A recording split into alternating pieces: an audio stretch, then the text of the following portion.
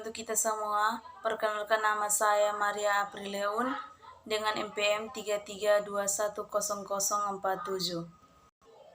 Baik, di sini saya akan menjelaskan tentang lichenes atau lumut kerak. Yang pertama, klasifikasi lichenes.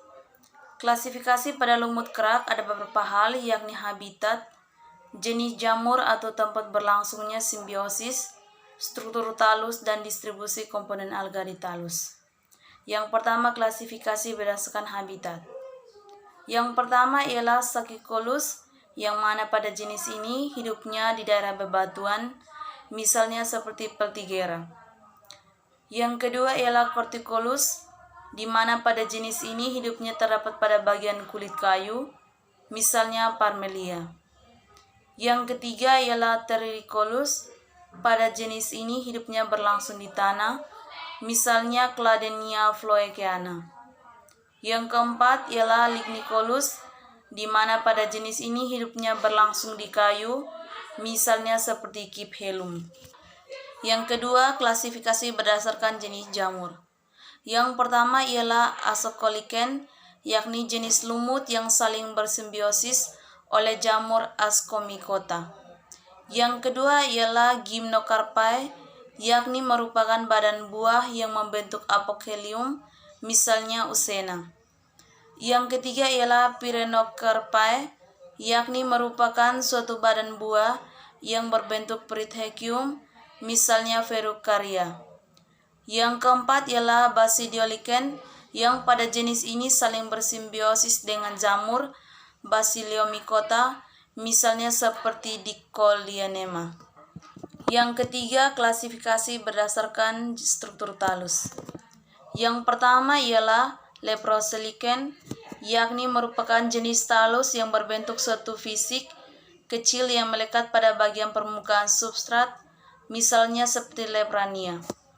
Yang kedua ialah Christose, talus seperti kerak, melekat pada substrat di beberapa titik. Contohnya ialah Graphis.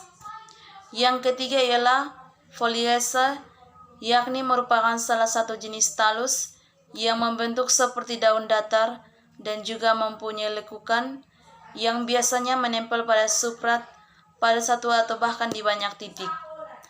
Contohnya Parmelia. Yang keempat ialah Fructicose, salah satu jenis talus yang mempunyai sudut cabang, lalu tegak lurus atau bahkan terumbai dengan lebat, misalnya seperti Usnea. Yang keempat, klasifikasi berdasarkan distribusi komponen alga di talus. Yang pertama ialah Homolysmerus thali, yakni merupakan salah satu bagian sel alga dan hifa jamur didistribusikan dengan rata pada bagian talus, misalnya seperti Collema. Yang kedua ialah Heteromereus thali, yakni merupakan salah satu sel alga dengan mempunyai bentuk seperti sebuah lapisan yang tidak sama atau zona alga dan hifa jamur yang melekat di lapisan yang berbeda, misalnya seperti Parmelia. Sifat lichenes atau lumut kerak hidup secara epifit pada pohon-pohonan, di atas tanah terutama di daerah sekitar kutub utara, di atas batu kadas, di tepi pantai dan gunung-gunung yang tinggi. Sistem reproduksi lichenes secara generatif dilakukan sendiri oleh jamur maupun ganggang.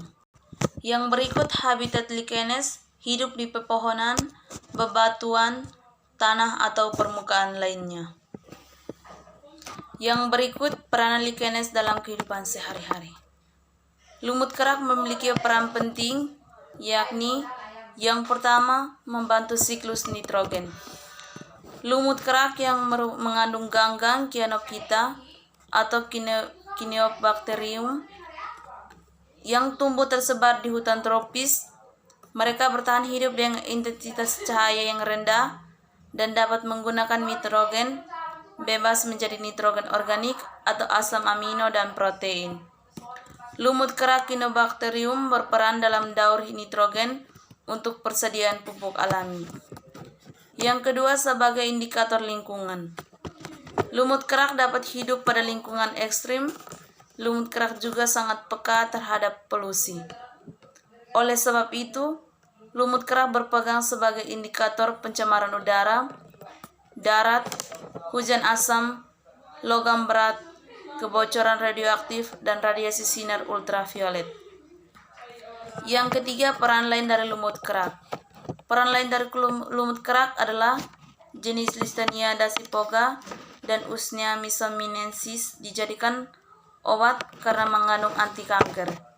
Yang kedua, jenis Rochella tincruria digunakan sebagai bahan dasar lakmus. Sekian dan terima kasih dari presentasi saya.